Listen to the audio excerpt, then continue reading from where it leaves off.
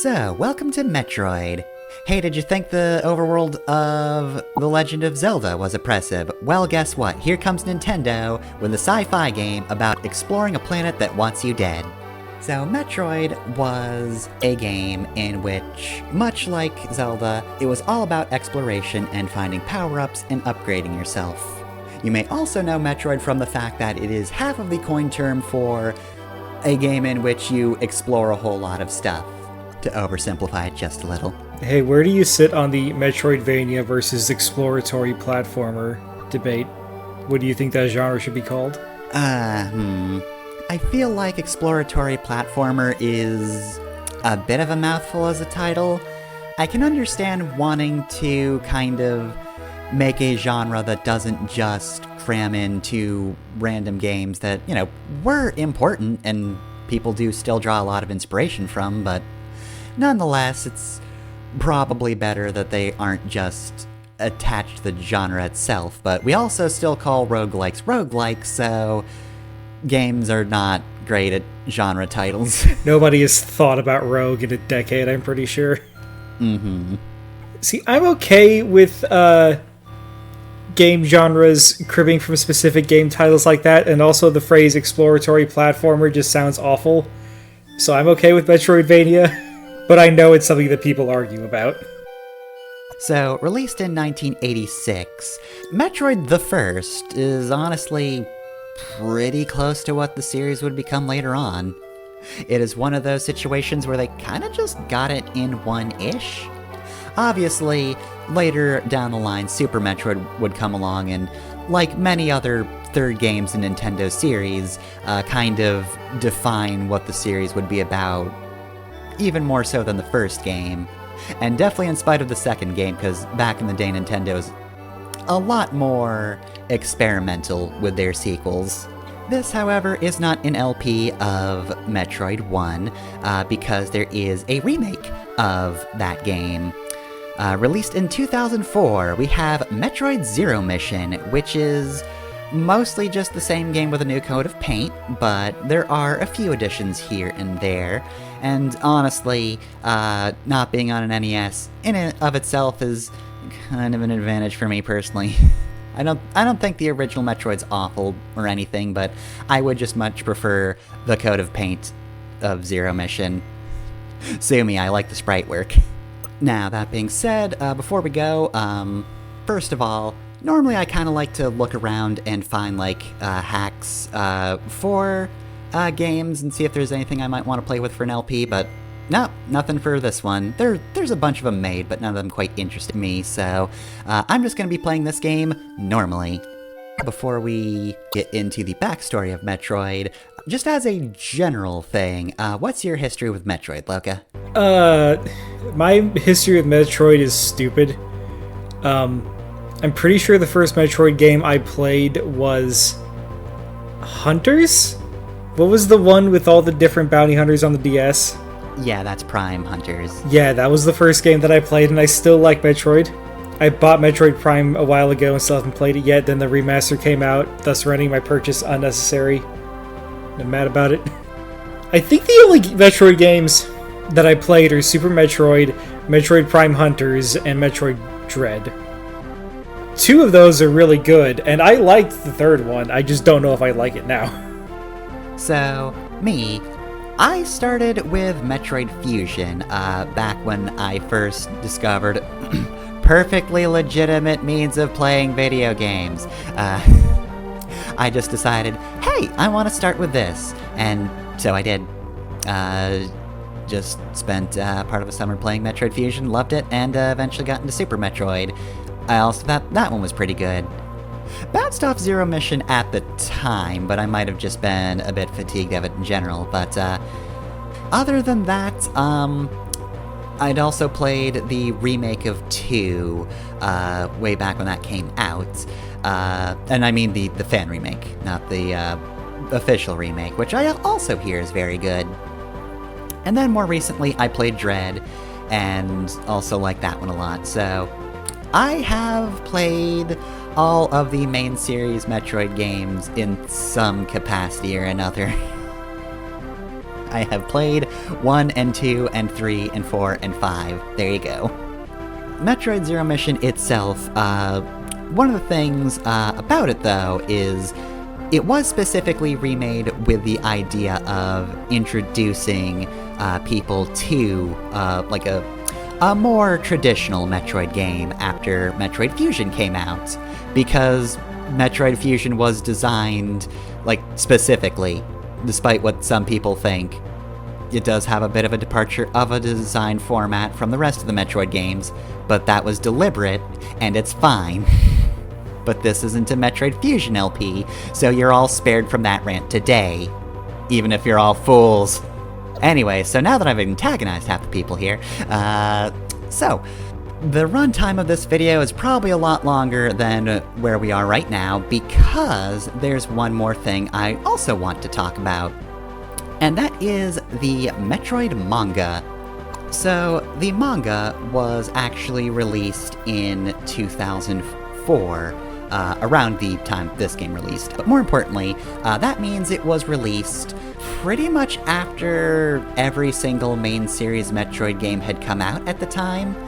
All of those and Fusion were released, and then they made this manga, which serves as sort of a backstory and sort of a way to fill in the gaps between games and sort of explain things here and there, because of course, a game that started as early back as Metroid did, story was not always the main focus of these games, but they all have story elements. Yeah, back in the NES days, your story would be on your manual, and you were lucky if it was the same as the story they wrote for the Japanese release. It usually wasn't. So, the manga itself was written by Koji Tozawa and illustrated by Kenji Ishikawa. So, alright.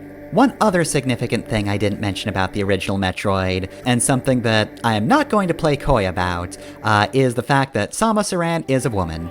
Back in the day, of course, that was a big reveal for the original Metroid. They went so far as, at least in the American manual, to use male pronouns for Samus to kind of trick you into thinking, I'm just playing as a guy in this large power suit, and then, if you were good at the game, whatcha, 'twas a woman all along. There was also that one manga that sort of kind of pretended that Samus was a man, in that Samus was making like an advertisement in which she was surrounded by bikinied babes. But they knew. They knew what they were doing. Yeah, Samus has a weirdly prominent history of being queer, intentionally or unintentionally, sometimes in a gray area.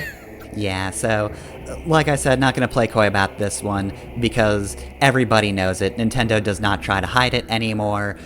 If you manage to not know about it until now, your skills at avoiding information you don't want rival mine, and I'm sorry I ruined it here, but oh well. Anyway, though, the manga starts out with Samus lamenting a bit that while she does not mind being both a cool person and a cool person with a cool bit of armor, sometimes she just wants to be normal. And then she flashes back to her childhood.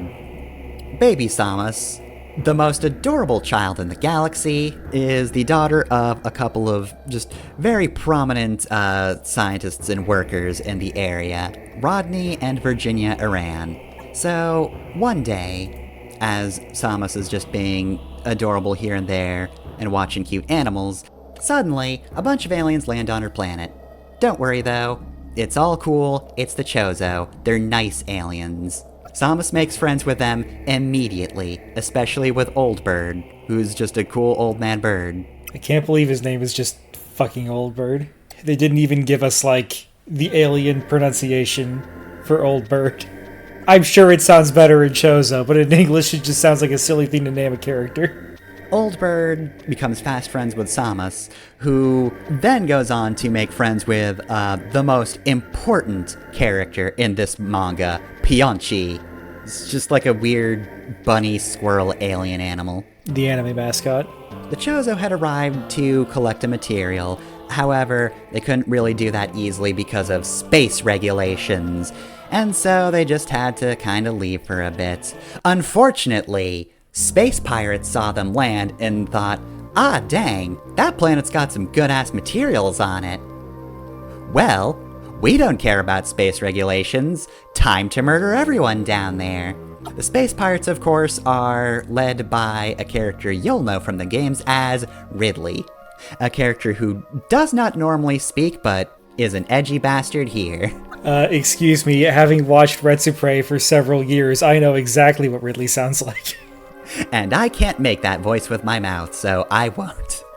That being said, I also do just love that as they're coming down, Ridley does just say, let's go kick some ass at one point, which is just absolutely hilarious to me personally. Ridley talking in general is weird. Ridley talking in kind of wonky early fan translations is incredibly weird. I enjoy the idea of it at least, because normally he does just roar in the games, but he is supposed to be very intelligent, and so it's kind of cool just seeing him be a space bastard for a bit, but also, yeah, it would be nice if he had a slightly more defined voice. I don't quite know what they're going for exactly. Personally, if I had to go with a goofy one, I would just go for like old-timey mobster or Brooklyn or something like that. Yeah, I'm trying to figure out how to describe the voice they're probably going for with him. Of like that anime voice that's like gruff and a little goofy, but not super goofy. He just talks like a North Star mook, I guess. So anyway, he's all set to invade. He's gonna just destroy this colony completely. Oh, but what's this? Here comes baby Samus Aran. Now, who could look at baby Samus and think, oh, well, I can still be evil? Samus, despite being terrified, approaches Ridley and is like, hey, you want to be friends? You know, tries to make friends the same way she did with Old Bird or Pyonchi. And you know, you see the look on Ridley's face and you just think, ah, his heart's grown 3 sizes. JK, he's a bastard and he's going to murder a child. Okay, but could you imagine the alternate universe where he adopts Samus instead and we get fucked up pirate Samus? Ridley just decides to be nice, but not like nice, just nice enough to not murder a child. Still hates the Galactic Federation, though. So anyway, Samus is about to be killed horribly by this big alien pterodactyl.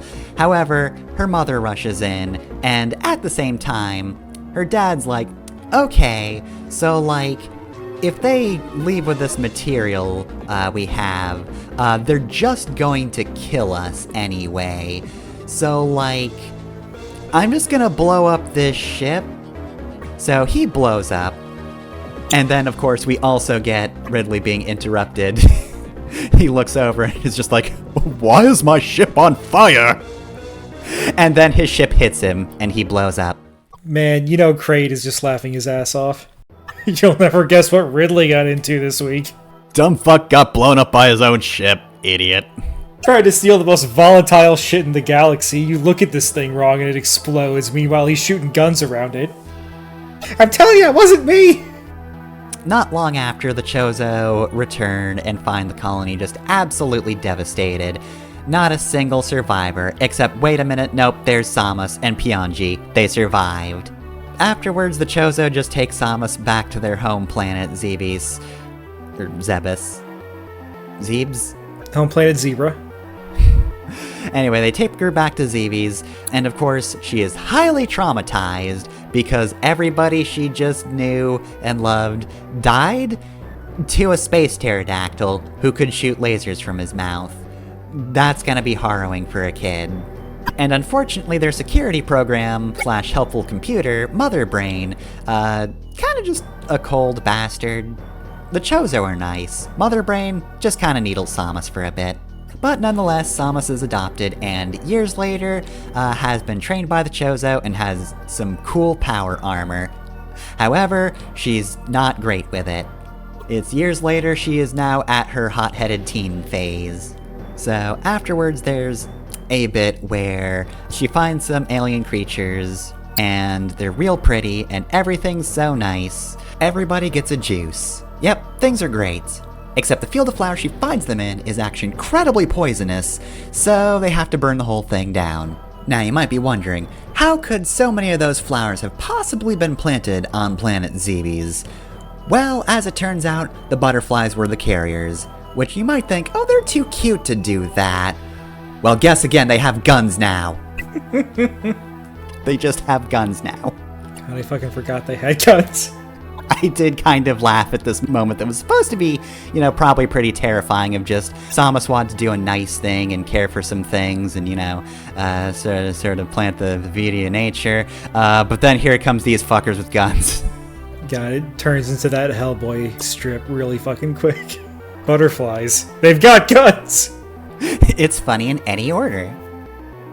So that being said, even with her power armor, Samus does manage to disarm them, and so everything's okay, except then Mother Brain just has the drones she commands kill all of them.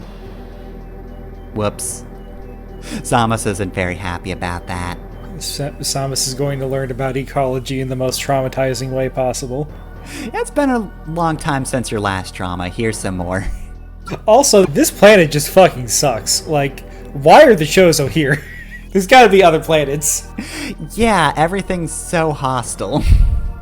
I don't know. Maybe the implication is that the Chozo live here because they can't defend themselves, so the planet defends them for them. Like, if they land here, they gotta get through the rest of the planet. They're not getting past the gun butterflies. So Samus is told that one day she shall be the protector of the galaxy, and at some point she's gonna need to leave and find her own path. So we do another skip forward to outside politics.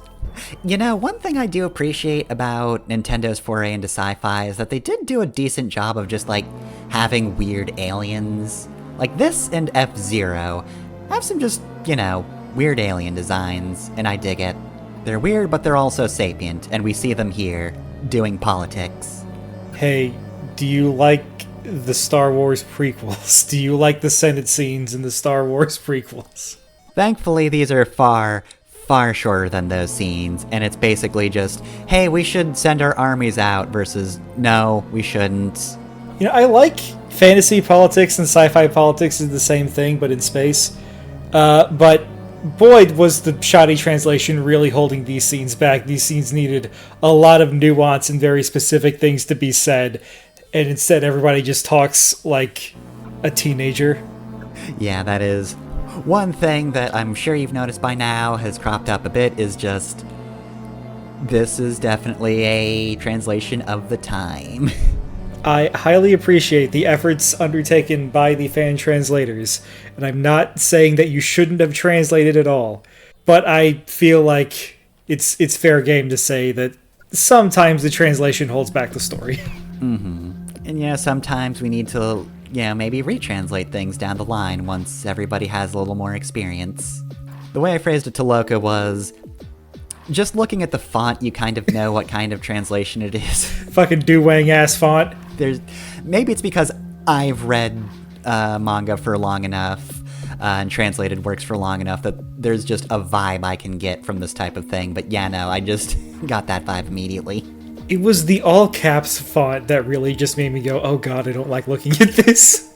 So anyway, while space politics are happening, slightly unfortunate, but Samus Aran is part of the space police now, but they're sort of this weird, also military group that we're introduced to. Though we're introduced first to this weird elf boy named Kreats, who is gonna be one of the major OCs of this manga.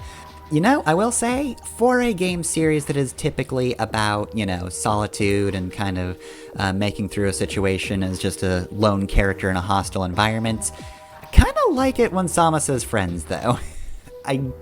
The OCs are actually not too bad. Samus is a good character in her own right, but having people to play off of really helps her, except for that one game we're not going to talk about.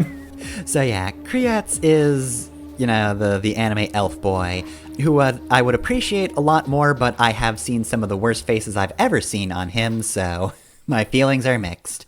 Anyway, space pirates have taken over a whole colony, And that's bad. They should probably report back to base, except, oh no, not only have they captured a lot of people, some of those people are kids. And well, Samus already has a lot of trauma. This is kind of specific to her, so rather than go back to base and, wait for backup or whatever they're going to do, she just rushes in, because she doesn't want the space pirates to enslave people in general, but especially not kids. And oh, what do you know? The space pirates are assholes and do try to kill the child.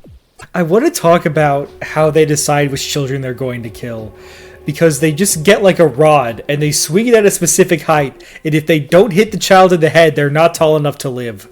Like, this was the most needlessly cruel way you could have gone about this. I already mentioned North Star earlier, but this is just, like, they're also building a thing. Like, this is just Souther. Souther just wandered out of North Star and became a space pirate. It's Souther if Souther fucking sucked at fighting. He's also just a mook, but yeah, no, it's extremely North Star of just, alright, well, the brigands have to be the absolute worst people imaginable. They're evil, so clearly that must mean they're just over-the-top evil all the time. You said this was 2004, but this does reek of, like, manga writing in the 80s. When the first Metroid came out, so maybe they did that on purpose? But anyway, yeah, Samus starts blasting, and so Kriats is like, I don't know, should I join in? Seems like a bad idea. And then we're also introduced to Mauk, the other OC partner, who's just a big ol', like, kinda beast man. Mauk's very good, and he has fewer weird faces, so I'm not as conflicted about him. So Mauk absolutely has no problem backing Samus up, and eventually Kratz is like, I don't hate this kind of stuff, so he also joins in, and that's gonna be his catchphrase for a bit.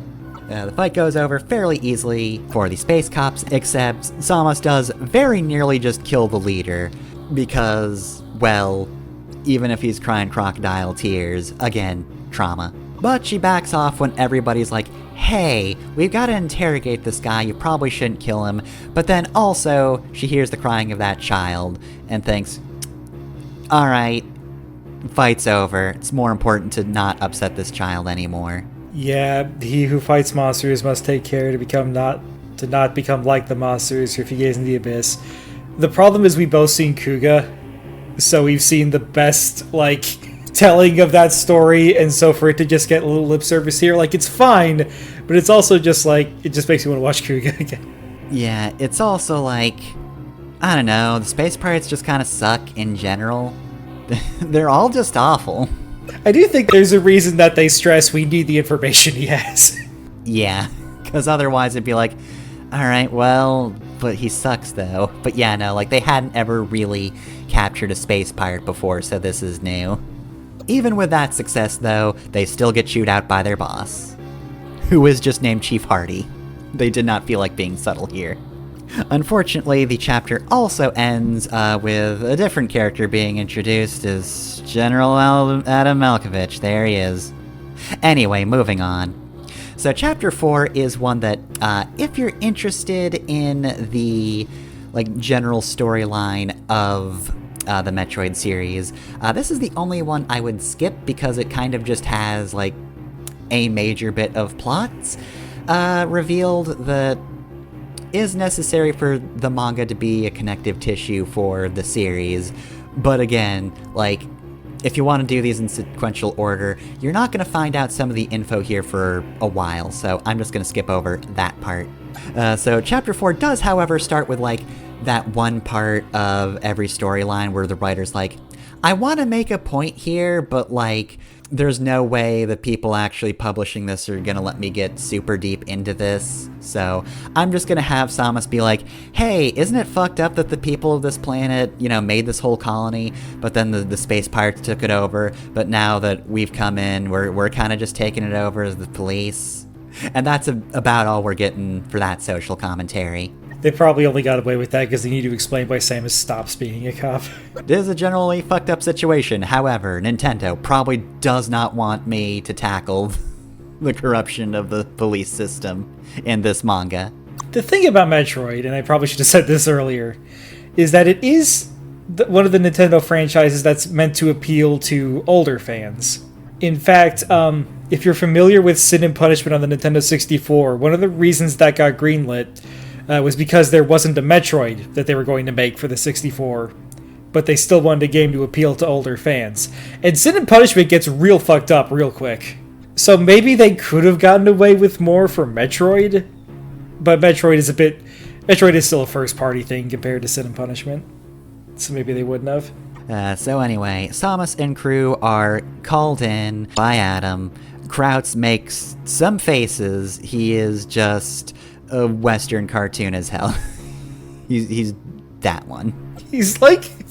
God, he is like a Western cartoonist drawing an anime character. But he's drawn by a Japanese manga artist.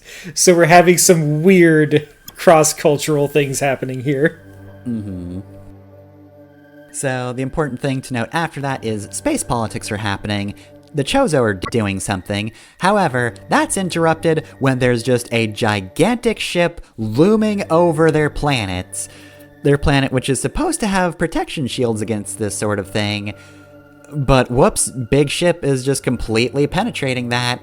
And oh, guess what? It's Ridley in charge. He's back. He's not completely dead due to being crushed by his own ship, and he's still kind of pissed at the Chozo. Still pissed! So eventually, Samus and crew learn this information. Of course, this being Samus, she is not going to take this lying down. She's going to go save her planets, even if the Federation wants to do their whole red tape thing. She's just going to go in and fight. Adam is also going to intervene, but he's the good guy general, so he gives Samus time to actually go to the planet and intervene how she wants. We comically ignored Adam earlier, but there's not really anything objectionable about him in this manga. Objectionable. Yeah, Adam's fine. Like, the thing about Adam I need to log off because I didn't do that on purpose. Adam is kind of just the military guy with a heart of gold. He's that character, and, like, I'll bring up more of what his role in the story is later, but, like, his is a role that is filled by many of the other characters, if not all of them, and all of them do it way more interesting than he does, so... Also, if I were to make a list of all the characters in this manga who are not canon that I would make canon, Adam would probably be at the bottom. Not out of spite, I just don't care. Like, he is such a perfunctory character in this. Yep. He's Adam Plot Device Malkovich. Samus and crew arrive on Xebeus too late. Stuff has already gone down, but not only that, some of the corpses on the ground, they aren't Chozo corpses, they're space pirate corpses, and boy, they seem to be very dry. These are some very dry boys on the ground, and Chozo normally can't do this. We'll learn more about it later, but Chozo are so pacifist that there are things in their brain that say, hey, don't do a violence, and they can't do a violence. Amidst all of the chaos, however, Samus does find one good thing. Pyonchi, everybody's favorite. Pyonchi leads them to an old recording from Old Bird about how, hey, we're being attacked by the space pirates, and they want our stuff. You know, we've got some things, most importantly among them being these things we made called Metroids. They're super weapons that we wanted to make, and the space pirates really want them. Anyway, if you see Samus Aran, our daughter, tell her that we love her. Anyway, bye, we're probably going to explode now. They don't actually explode, they're just leaving. Which is also another thing that's important for the other Metroid games, the ones I haven't played as much, but that's mostly just there so you know, hey, this is how this connects to Prime. Samus and party continue on and find that, oh no, Grey Voice, one of the Chozo, is working with the space pirates. That's not great. Oh no, also, Mother Brain also betrayed us. That sucks, but was predictable, if we're being honest. In fact, Mother Brain has betrayed them so hard that she's basically just, as the manga puts it, the queen bee of the space pirates at this point. I knew we shouldn't have said traitorous bitch to yes when programming her. Damn it. Can we turn that off? Oh, no, she broke that knob off. Whoops. Oh. So yeah, basically the space pirates are huge jerks, but they're subservient jerks, so if there's somebody incredibly powerful above them, then they'll just listen to that person. Also, while Samus was being raised, by the Chozo with love, Mother Brain said, hey, I needed a cool weapon, so I raised you as a super weapon, that power armor you got. Yeah, no, that was me. You're just like me, you're just like the space pirates, you're just gonna be real good at shooting stuff. Mother Brain does this whole thing where she's like, hey, come on, Samus, I'm your mom, right? And Samus is just like, fuck you. I don't have a single good memory of you.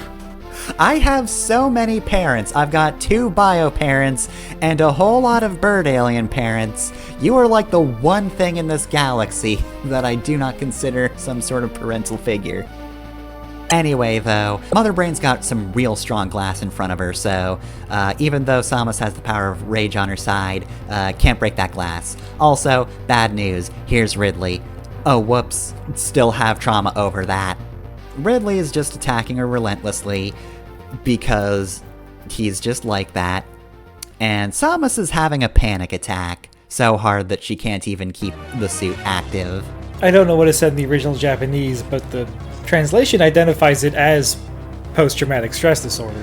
In my mind, it's different from a panic attack, but now that I'm correcting you, I'm questioning whether or not it's actually a separate thing. Panic attacks can arise as a thing that's not necessarily from PTSD. Square, rectangle, that sort of thing. I just thought it was interesting to actually, see the phrase PTSD in a kind of a rough fan translation. Yeah, that was actually kind of nice. So at this point, Grey Voice is like, hey, buddy, you seem kind of mad about this. What's up there?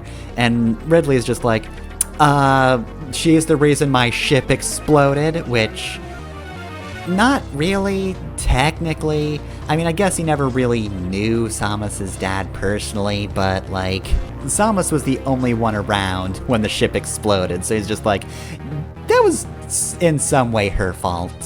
What we don't see is that Ridley's been blaming every single bad thing to happen to him on Samus all these years. I've stubbed my toe! Damn you, Aran! Just cuts to, him in space traffic, this is all Samus's fault. I swear to God.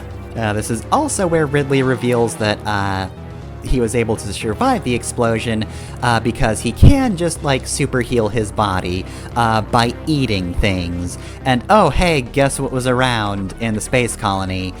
A whole lot of human corpses.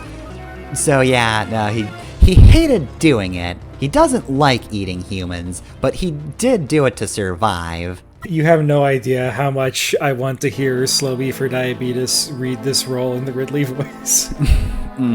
As Ridley is just explaining, hey, one of these spots might be your mom.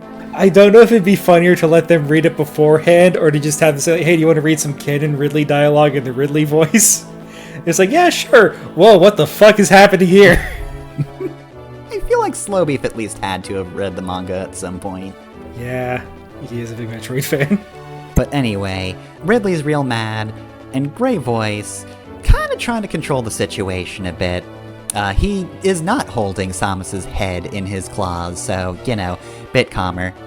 Meanwhile, the rest of the crew is on their own. They split off from Samus and are trying to free the prisoners here. Malk also mentions a specific Chozo that he knows by the name of Platinum Chest, who actually helped his species to become part of the Federation, so he wants to save his old pal, and Kratz is just like, hell yeah, let's do it! He's not gonna be the one who's like, I don't know, we should be careful. He's like, nope, we're gonna save this guy. It worked out last time. They also notice at this point, however, that Samus has also been caught. That being said, though, Grey Voice has at least managed to get Ridley to not murder Samus on the spot by, trying to be ruthless and trying to be like, no. We've got to keep Samus alive because she's got the power suit. We can't necessarily just kill the prisoners, but also, you can if you want, I'm gonna leave, but definitely don't kill Samus. She's got cool armor.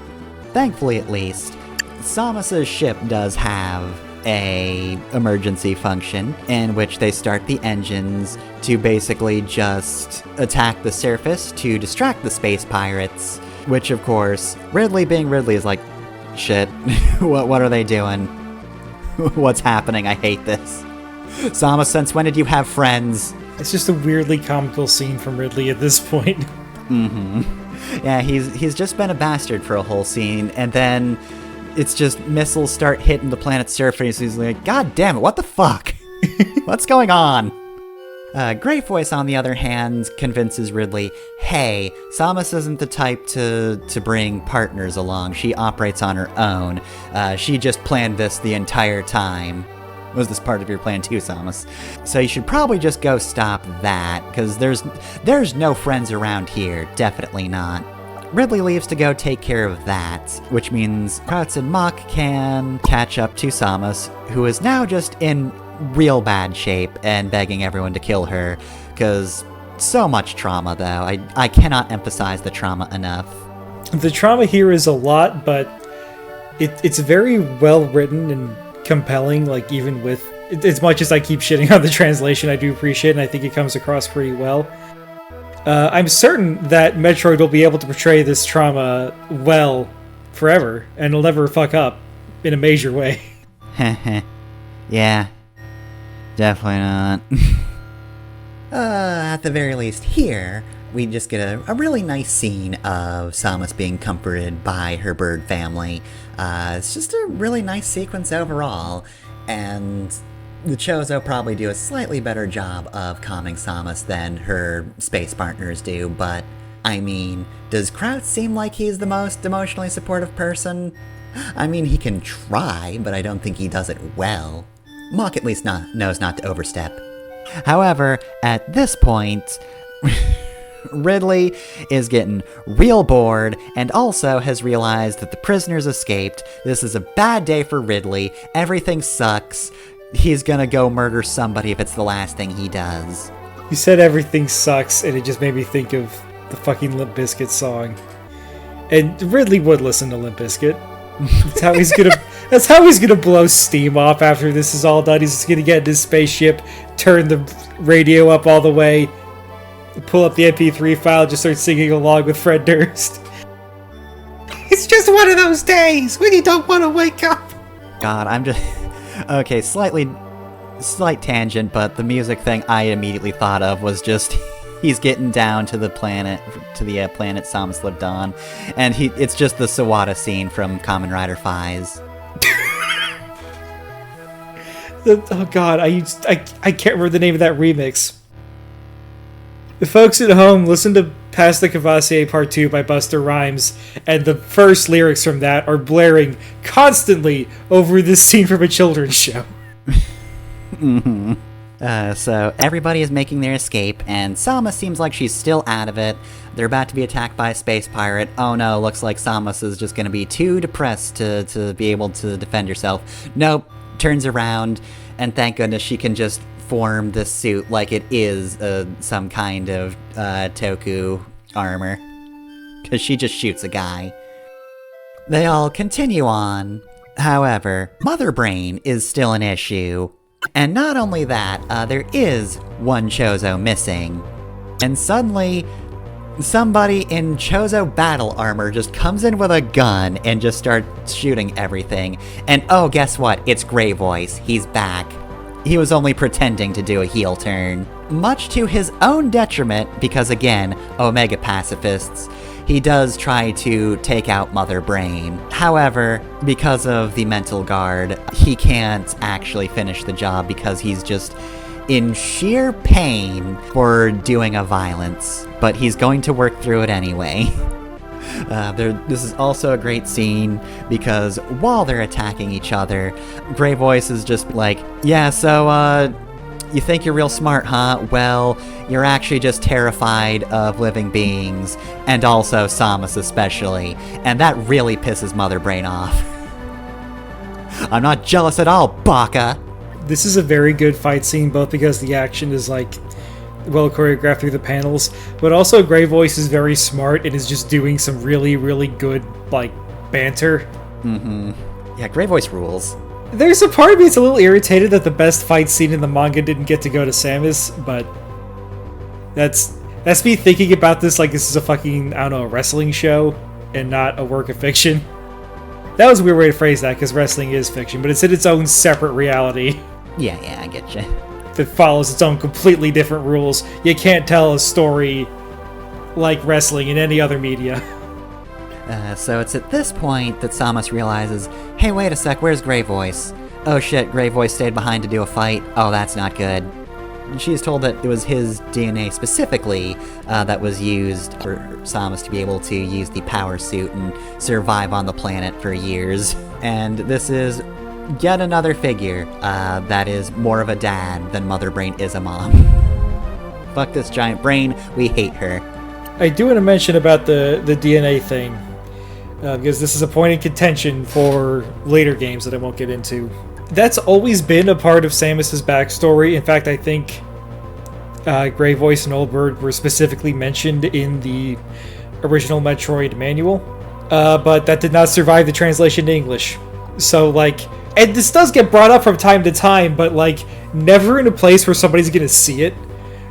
Like, I think somewhere in one of the lore dumps for Prime they mentioned this, but people don't... Some people obsess over the lore in Prime, but most people just scan it to get the completion number to go up. So there's a lot of this manga adds, but I just want to make it clear. That's not something the manga is made up wholesale. There's always been canon. Yep. So, back at the fight, Greybird's still just shouting at Mother Brain, just... Yeah, you're jealous of Samus, huh? You're terrified of her because she can actually change. You're just a dumb brain in a jar that has always sucked. And you know, maybe this whole thing would have worked, and maybe he could have killed Mother Brain, except Ridley's back and he's so mad. He's been led around by his tail all day, and if there's one person here that he can kill, he'll take it. And the best part is, Grey Voice still tries to just tell him to shut the fuck up.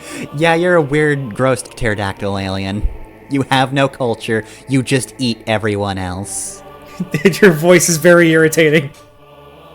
I was just really hoping that somebody would mention Ridley having an annoying voice canonically. Didn't happen. Unfortunately, Grey Voice does lose the fight because you can insult Ridley all you want, he doesn't really care, and so he stabs Grey Voice with his tail. In his final moments, he still manages to get out to the planet's surface and destroy some of the pursuers that are trying to go after Samus's ship. At this point, Ridley is just fed up with this, so he just blows up Grey Voice with a big beam. R.I.P. to a real one. Anyway, as they escape the planet's gravity, Krauts just presents the worst face I've ever seen in my life, as he's very annoyed, because there is still just a big space pirate ship in the way. But oh, here comes the cavalry. Here's Adam, he's got the big military ship, so they're gonna help take out the space pirates now that most of the work is done, and the heroes just need to escape after almost dying. Good old Adam. You know he's kind of him to show up at the worst possible time. Here's Adam. I guess he presented... Look, he can at least say he's not quite at the level of the one tuxedo mask meme. He did do one thing. Did deal with the ships that they weren't able to deal with on the surface. But now I'm thinking, we've not kept it a secret that Adam is going to make further appearances. Does he ever do anything before the very last moment? I'm pretty sure he is defined by putting off doing the right thing as long as he possibly can. You know, you're not wrong. What you don't know is that Malkovich is Russian for day late and a dollar short. So once the crew escapes Zebes, we get another time skip. And wouldn't you know it, Malk has got a promotion. He's now commander. Good for him. I feel like of the two OCs, he's the one with, like, slightly less of... I don't want to say he has less of a personality, but, like, he's not as showy as Krauts is. He's more reserved, but I like him, and I'm glad he succeeds. Yeah, it's just that standard dynamic of, like, a talkative guy and quiet guy. And I tend to like the quiet guys better. So anyway, what's he up to now? Oh, look at that. There's just dried up husks everywhere. Doesn't that seem familiar? Anyway, turns out, during this time skip, nobody's managed to kill Mother Brain yet. She is still alive and still doing stuff. Thanks a lot for that, Ridley. Thanks a lot for that, Adam. What the fuck were you doing? You had the entire fleet there. They just blew up the ships outside the plant and were like, yep, good enough. We're also introduced to a mysterious tall woman in a trench coat and a hat, and we know who this. We all know it's Samus, but they've got her identity slightly hidden. But she is very cool, and she helps out a vaguely familiar lady. Anyway, they move on. There's more politics happening. That girl comes in and gives I think it's chairman, a bouquet of flowers. But guess what? Pyonchi, the most important character, smells a problem. And once Pyonchi has a scent, Samus just comes bursting in and is just like, nope, put down that fucking bouquet. That bouquet is actually aliens. Get rid of that immediately. And then wouldn't you know, flowers just become very big alien thing. How? I don't know. There was a lot of biomass hidden in those fake flowers. We're glancing over the politics on purpose, but I did want to mention this guy who is implied to be, or I think just stated to be, like, in charge of the Federation, is the pacifist guy from the first politics scene. Yes, he has also survived until this point and has, I guess, gotten a bit of a promotion. Somehow, despite the space pirates being a very real and very active threat, the Warhawks of the Galactic Federation suck so much ass that even the populace are like, no, we want the peaceful guys in charge. They want to protect us from the space pirates without also turning the guns on us. So I kind of like that more. Yeah, we like that policy. That's better. Anyway, Trenchcoat Lady, of course, is Samus Aran, who just fucking forms the gun and rips part of her coat, because that looks cooler. And then immediately charges Adam a ridiculous amount of money for her help here. Doesn't have a say in the matter, no. She just rushes in and is like, you're paying me this much. And you know, I feel like I want a crossover between Samus and Star Fox because they can do the shaking hands meme overcharging their local government and or military a lot for their work. Doesn't she say, like, I'm charging double my rate or something? No, Adam says, that's 3 times the market price. That's 3 times the market price. Well, why don't you go to the market then? Oh, too late, I've finished, I've blown up everything. Now Samus is a little more like she is in the games. She is now a proper bounty hunter, rips off the coat fully by forming her suits, and hey, what do you know?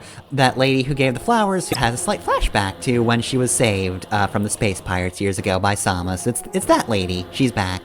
Okay, for some reason, you kept saying lady. I thought that was a child. She's probably like a teen. It's been 11 years. Or wait, no, 11 years and then a few years later. Yeah, I forget the exact time jumps, but, like... I don't think it specifies this one. Yeah, but I figured, like, this was, like, very young Academy. Like, you're not going to finish this in 6 months and then go out to war. Like, this is a years-long training process. So you're going to be young when you sign up. Anyway, military catches up and is like, ah, dang it, Ridley's still alive. He's here. And Ridley's just like, well, I would love to kill the military, and especially Adam for blowing up my big cool ship. However, I do have these Metroids that do just eat the life force from people, so, I'm just gonna take this and do whatever. We also cut over to Chief Hardy, who has calmed the fuck down over the years. And we are basically just briefed on the fact that, yeah, the space pirates have Metroids now. That's bad. They just eat your soul out. Honestly, the art in this manga is really good, but man, there's a lot of corpses drawn in this thing. A lot of corpses and people just being eaten by Metroids. Anyway, of course, Samus already knows they're called Metroids because she did see that one holo log back on Zebes about how, hey, the Chozo wanted to make a super weapon for some reason. Considering the fact that Mother Brain is behind all of this and has been growing in power over the years, thanks Adam, things seem pretty bad, and with a weapon as powerful as the Metroids, it seems like everyone's gonna get overwhelmed. So, hey Samus, you're probably our best bet for actually, doing anything about this. Yeah, this is something that Metroid will struggle with, is that having to justify why Samus is doing all of this stuff you'd think the government would be doing themselves. We also cut back to the Federation Academy, where the one girl is getting bullied by, some weird Oni guys. And this leads to the best scene, where Pyonchi just fucking obliterates one of them. Just fucking slams him into the ground. So Adam sees off Samus. She's just like, hey, yeah, don't worry about me. I decided to be a warrior. Adam, of course, is like, hey, you gotta be careful. Just remember you're also a person. Now, thankfully, this being not Other M, it's not him actively dragging her character down, or... It's not open misogyny. Yeah. But yeah, like I said before, though, sure, yeah, Adam's here to say, hey, yeah, remember, you're a person. Everybody else does that, though. Hey, Samus calls herself a warrior now, but we did see her distinctly say, I am not a weapon when she fought Mother Brain. She's done that herself, but also, everybody else does that too. All the Chozo and all the people she works with. And also, this chapter ends with, Samus leaving the briefing and seeing the academy grounds and seeing the one girl whose name I have not remembered, and Pyonchi just kind of playing, and she kind of just, looks sad for a moment, but turns around, determined. There's also Samus remembering her humanity. So yeah, no, just... Adam, why are you here? His big emotional moments can be covered by literally anyone else. God. I don't know if it's okay if I get a little into Fusion since you have streamed that.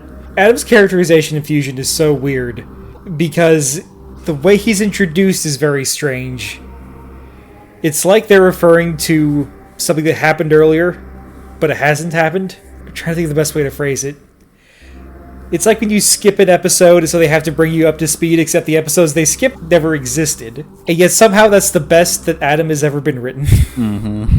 Somehow this really weird, really clumsy way of introducing a character is the best way to write Adam Malkovich.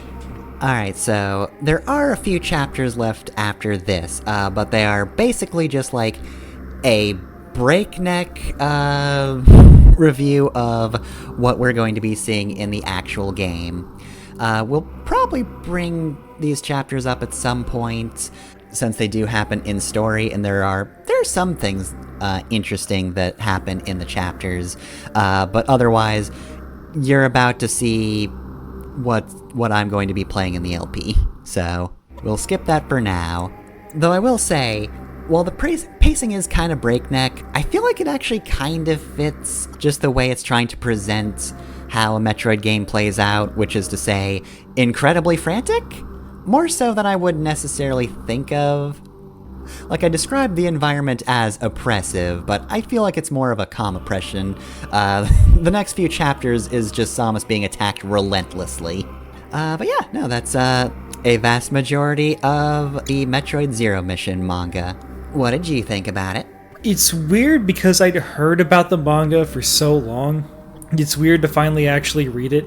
I can see why people like it so much, and I can absolutely see why if you were a fan of this and then played Other M, I can see why Other M would just give you this sense of horror. Because oh, they're doing this stuff from the manga. Oh no, but it's bad. That was my main takeaway of just man, I could not imagine being a fan of this manga and then playing Other M and just seeing them butcher a thing that they didn't even have to adapt. Nobody was asking them to turn this manga into a game. Nope.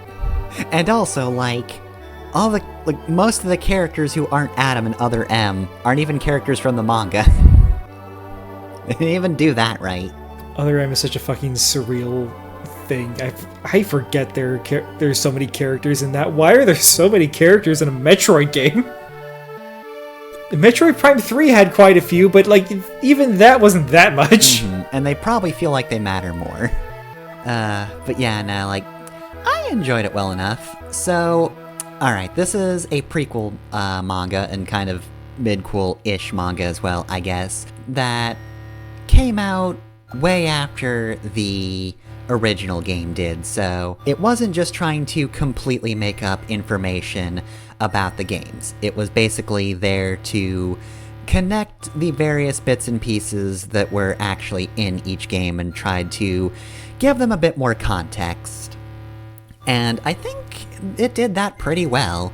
I feel like a lot of times, if you try to do that sort of thing, it can feel either odd or kind of bloated in execution, where it just adds something unnecessary or doesn't really cut things together exactly well, but it gets everything it needs to across pretty well and glues them without too much issue in a way that is interesting to read.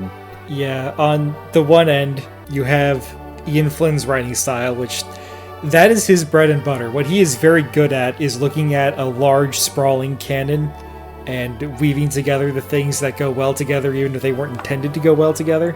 He did that very well for Sonic, he did that very well for Mega Man when they let him. And then on the other hand, I keep fucking bringing up North Star. You have Joggy being responsible for everything bad that's happened up until that point in the manga. Or, I don't know enough about the Flash. The fucking Mega Flash yelling at Barry about how he's responsible for everything. I just know fucking Kaiser Neko's like, every time you had sex, that was me jacking you off. You're still a virgin, Barry. I think it goes to show that, like, the Metroid games were pretty well designed. They are not super lore heavy unless it's the Prime games, but, like, they have distinct bits of information that could be utilized in this manga, and even if it wasn't intended to go well, or, like, it wasn't intended to build off itself like that, the manga does a good job of doing that.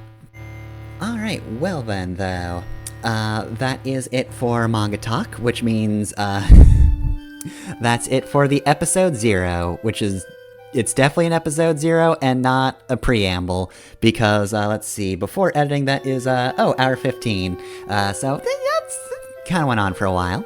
Yeah, I'll be honest, I was not expecting that in-depth of a recap. I thought we'd kind of fly through the manga, just talk about the parts we liked. Gotta know about the story before going into Metroid Zero Mission, where there's not going to be much story, and it's mostly just going to be Samus running around a planet. We have to know about Counselor Keaton. Everybody loves that guy, right? My favorite Metroid character, Counselor Keaton, said no one ever. Alright, so that's been the Metroid manga, and we'll see you next time for the actual video game.